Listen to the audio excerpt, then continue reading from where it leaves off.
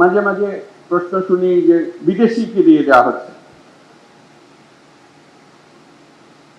আপনারা ইন্ডিয়াতে স্বাস্থ্যের জন্য যান না, দলে দলে যান, যখন বন্ধ করে দিয়েছে হাহাকার করছে, কেন যেতে দিচ্ছে না? যেদিকে আমরা এখানে স্বাস্থ্য নাই, স্বাস্থ্যের জন্য শুধু যান। কাগজ উল্টালে দেখা যায় নেতারা সিঙ্গাপুরে চিকিৎসার জন্য যাচ্ছে, ব্যাংককে চিকিৎসার জন্য যাচ্ছে, কিন্তু বন্দর না, না এখানে আর কেউ আসতে পারে না। ভাই আমাদের চিকিৎসার দরকার, তো এই হৃৎপিণ্ডের চিকিৎসার দরকার, তাহলে বিদেশি ডাক্তার আনতে হবে, তো উপায় নাই আমাদের। আমাদেরকে সবচেয়ে সেরা চিকিৎসক এটার পেছনে দিতে হবে, যাতে এই হৃৎপিণ্ড বিরাট আকারে আমাদের বানিয়ে দিতে পারে, কোনো সমস্যা যেন আমাদের না হয় কোনো কাজ। এই হৃৎপিণ্ড ক্রমাগত মজবুত হবে, ক্রমাগত শক্তিশালী হবে, ক্রমাগত বৃহত্তর হবে। সেটার নামই তো হলো জাতি।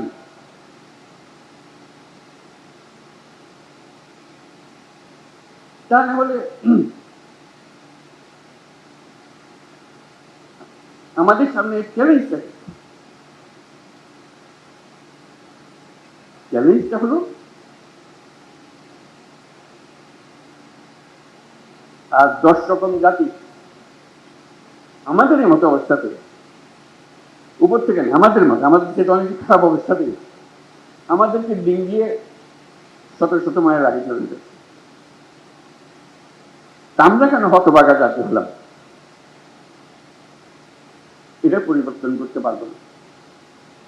কাজে আমাদেরকে বড় ডাক্তারকে দিয়ে কাজ করতে হবে, এটা আমাদের লাভ। একটা লাভ হলো এর পেছনে আমাদের কোনো টাকা পয়সা খরচ হচ্ছে না। এটা মজার জিনিস তাদের সঙ্গে, বিল্ড, অপারেট এন্ড ট্রান্সফার। তোমরা বানাও, তোমরা কাজ করো, রোজগার করো, এই মেয়াদের মধ্যে আমাদেরকে দিয়ে দিতে হবে, আমরা 1 পয়সা খরচ করবো না। কাজে পয়সা বেঁচে গেল, কাজটা হয়ে গেল। তারা যখন কাজে নামবে, তারা দুনিয়াতে শত শত পরিচালনা করে, ওরা হলো দুনিয়ার সেরা। যাদের কথা আমরা বলছি, যাদের সঙ্গে আমরা কাজ করছি, তারা হলো দুনিয়ার সেরা। যেগুলো বন্দরে যান তাদের মাথা দেখবে, এই যে এখানে বসে আশেপাশে। কাজে তারা যখন একটা বন্দরের দায়িত্ব নেয়, তারা আমাদের মতো করে বানাবে না। তারা যে পর্যায়ে বন্দর চালায় দুনিয়াতে, কারণ এটা তাদের বন্দর। লিজ যখন দিয়েছি, তারা যখন বানাচ্ছে, এটা তাদের বন্দর, তাদেরকে রোজগার করে টাকাটা উঠাতে হবে। তারা তাদের সেই প্রযুক্তি দিয়ে এটাকে বানাবে।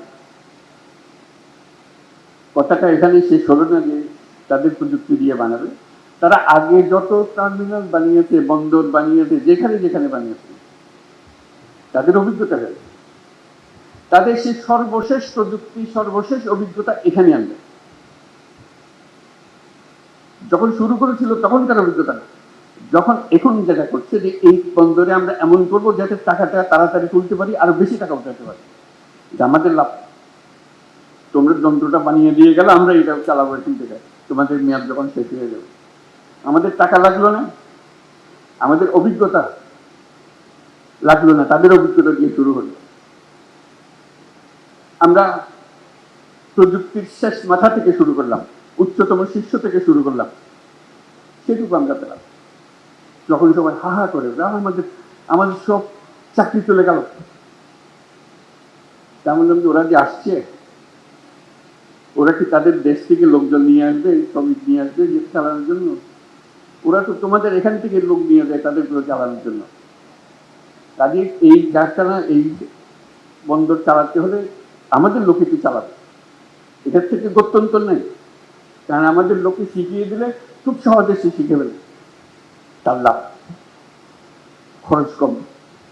চিন্তা করো, এক থেকে ইউরোপ থেকে শ্রমিক এনে যদি আমাদের বন্দর চালাতে হয়, ওই ব্যবসা লাভ করবে।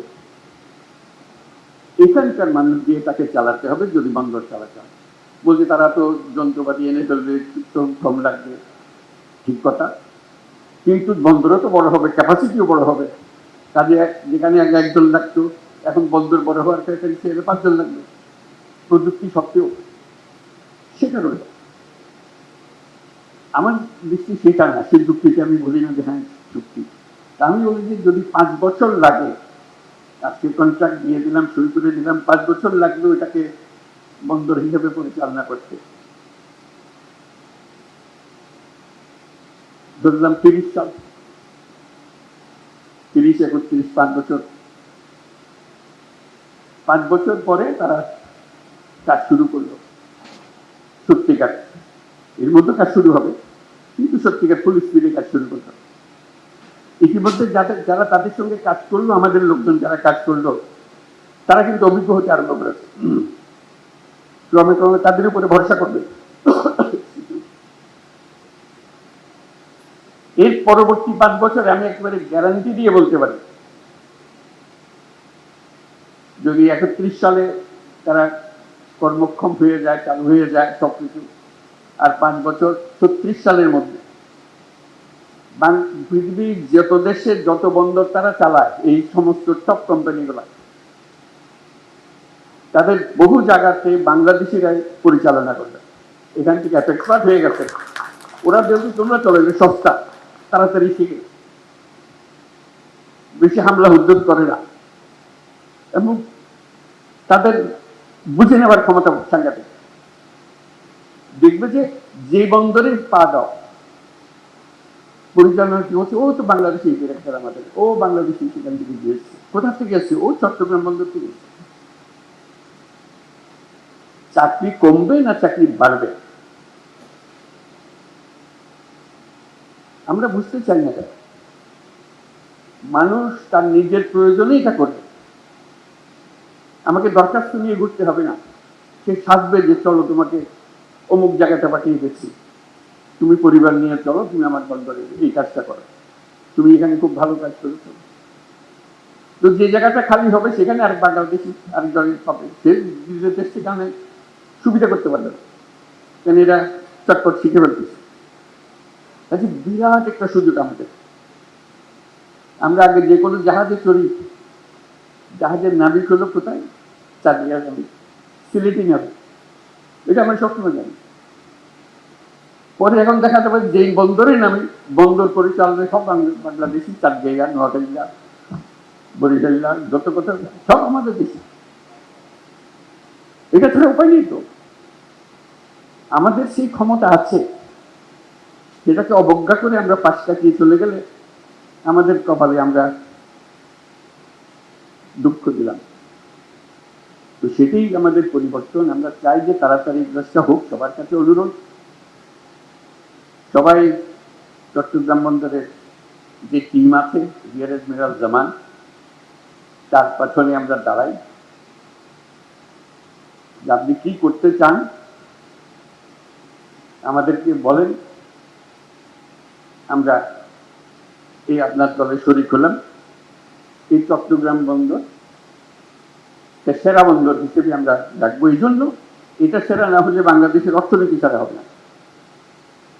এই কথাটা আমাদেরকে সবাইকে বুঝতে হবে এবং তড়িৎ সিদ্ধান্তগুলো নিতে হবে, যাতে করে আমরা ওই যে 36 সালের কথা বললাম, যেখানে বাংলাদেশের পৃথিবীর বন্দরগুলো চালাবে, সেই দিনের আমরা অপেক্ষায় থাকলাম। আমি অভিনন্দন জানাচ্ছি চট্টগ্রাম বন্দর কর্তৃপক্ষকে, অভিনন্দন জানাচ্ছি আমাদের সহকর্মী সাকাওয়াত, দৌড়াদৌড়ি করছে সবসময় এটাকে সামনে নিয়ে আসার জন্য, উপদেষ্টা মন্ডলীর সিদ্ধান্তগুলো চূড়ান্ত করার জন্য। আর যারা লুৎফে, আশিক ও অন্যান্য যারা এর পেছনে শ্রম দিচ্ছে, যাতে লোকজনকে বোঝানো যায়, তাড়াতাড়ি অগ্রসর হওয়া যায়। আজকে এখানে দাঁড়িয়ে আমার খুব ভালো লাগলো কথাবার্তাগুলো শুনে, এবং আমি বিশ্বাস করি আমরা যদি দ্রুত চুক্তিগুলো শুরু করে ফেলতে পারি, কাজগুলো শুরু করে করতে পারি। অনেক দিন হয়ে গেল, গত হয়ে গেছে আমাদের, আর অপেক্ষা করার সুযোগ নেই আমাদের। যতদিন অপেক্ষা করবো আমাদের এই হৃৎপিণ্ড এত চাপ পড়বে যে একদিন কলাপস করে যাবে, পারবে না, সহ্য করতে পারবে না।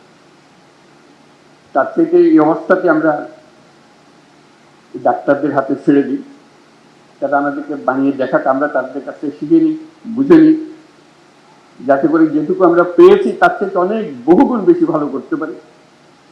যদি বন্দর ব্যবসাতে বাংলাদেশিদের কথা সবাই সব জায়গাতে স্মরণ করে, তারা জানে বন্দর কিভাবে ম্যানেজ করতে হয়।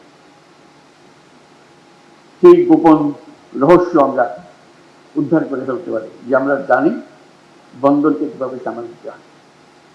চট্টগ্রাম সদাগরদের শহর, এই নিয়ে চট্টগ্রামের কাজ হলো সদাগর। নৌকা নিয়ে, পালতোলা জাহাজ নিয়ে কে কোথায় চলে গেছে, এখানে ভিড়িয়েছে। তার আগে এসেছিল আরবরা, এসেছিল পর্তুগিজরা, এসেছিল, কিন্তু বাংলাদেশে চাকদার লোকই এই বৃত্তি হিসেবে নিয়েছে সদাগরি। তারা ব্যবসা চেনে। চাকরির কথা বললে চাকরি কেন করবে, বুঝতে পারে না তারা চাকরির কথা বলে। লেখাপড়া করে, কিছু লেখাপড়া করবে, ও চাকরি করবে, চাকরি করে করবে। আমি তো দোকানে বসে দিয়েছি তাদের, আমাদের বাবা মারা আমাদেরকে দোকানে বসে দিয়েছি, আমিও দোকানে বসছি। তারা চিন্তা করেন যে চাকরি বলে একটা জিনিস হতে পারে, তারা সদাগর। তারা দেশ বিদেশে যাবে, ব্যবসা করবে। যার ছোট জাহাজ, সে ছোট জাহাজ দিয়ে চলে। ছোটবেলায় দেখছি জাহাজ আসতেছে, মাল ভর্তি হয়ে, বিশেষ করে ধান চাল এগুলো আনতো, বার্মা থেকে আনতো, খালের ভেতরে, পাশের বাড়ির খালের মধ্যে। এইগুলো আমাদের, আমাদের রক্ত হলো সদাগরের রক্ত। আর চট্টগ্রাম হলো সেই সদাগরের পীঠভূমি।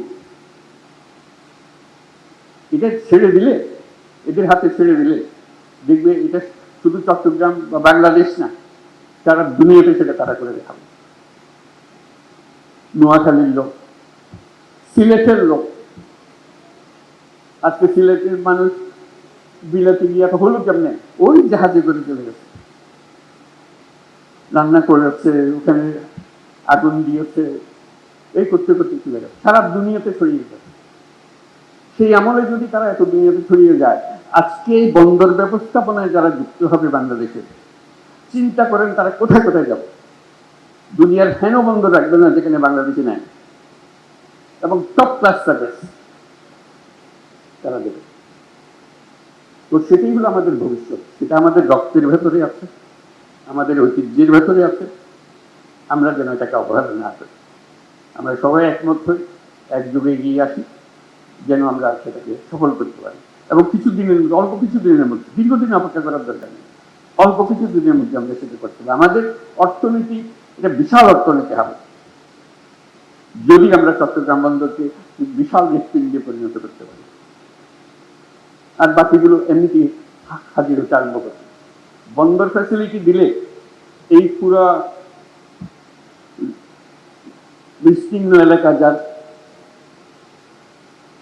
রক্ত সঞ্চালন যার এলাকাতে হবে, সেটা পেলে যে কোনো ব্যবসায়ী এসে এখানে বিনিয়োগ করবে।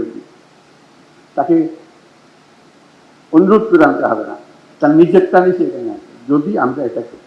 আমরা ডিজিটালাইজেশনের কথা বলেছি, সবকিছু দরকার, কিন্তু তার আগে স্বপ্নটা দরকার, যেটা আমরা করবই। সেটাই আমাদের আজকের থেকে আমরা এটা করি, সেটার জন্য আমরা সবাই দেখতে পারি যে সচল একটা বিরাট হৃৎপিণ্ডে পরিণত হয়েছে, এবং তার সঙ্গে বাংলাদেশের অর্থনীতি দ্রুত বেগে পরিবর্তিত হতে আরম্ভ করে। সবাইকে ধন্যবাদ।